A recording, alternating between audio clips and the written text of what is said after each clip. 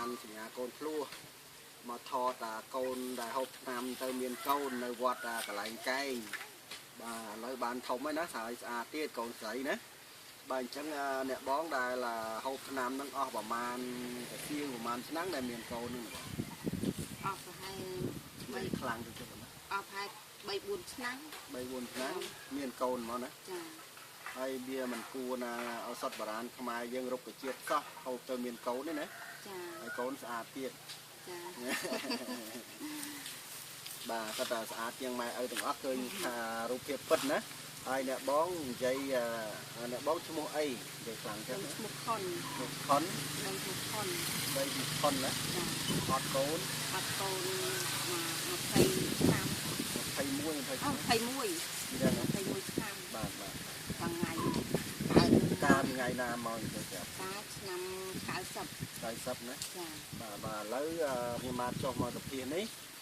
ថ្ងៃទី15ថ្ងៃទី15ឆ្នាំ2014ណាបាទចុះថ្ងៃទី15ឆ្នាំ2014អញ្ចឹងអ្នកបងបានកូនស្រីហើយស្អាតបាទមានពលឹងពលះណាបាទមកហើយគូបឡាហើយចូលទៀតនៅនៅណាបាទនិយាយសំដីអីឆ្លាតហ្នឹងណាឆ្លាតទៅក្លាហានទៀតឲ្យស្អាតទៀតណាអត់ទេខ្លាចទេណាហើយអញ្ចឹងមើលដែលយើងមានវីតេមកណាវីតេមកខ្ញុំសួរតែពីរឿងសួរថាម៉េចខ្លះគូពោខ្លួនតែពេលវាប្រវត្តិទៅតាហូបទៅខ្ញុំហូបមានហើយបាទអត់21ឆ្នាំណាអត់21ឆ្នាំហើយអត់សោះចា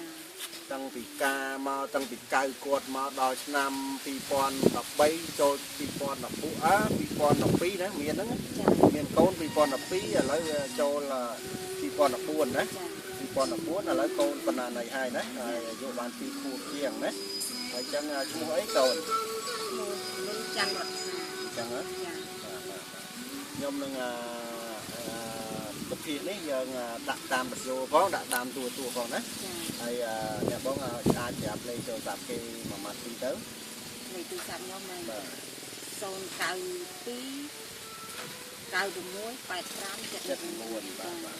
នឹងដែលហូបឆ្នាំឱសថបុរាណឆ្នាំឱសថបុរាណពីញាកូនភ្លោះហើយដែលទៅឃើញកូនខ្ញុំភ្លោះដែរតែមួយក៏មួយឃើញចាអញ្ចឹងអ្នកបងយើងហូបឆ្នាំអស់តែ4-5ឆ្នាំទេបានកូនស្រីមួយណាបាទនេះជារូបភាពពិតហើយខ្ញុំមកដល់ផ្ទះផ្ទាល់ណាចាបាទខ្ញុំមកដល់ផ្ទះអ្នកបងផ្ទាល់ណាបាទមានពីអីជូនប្រហែលគីឡូគេដែរហើយហ្នឹងហើយនិយាយម៉ាត់1គីឡូ10 1គីឡូ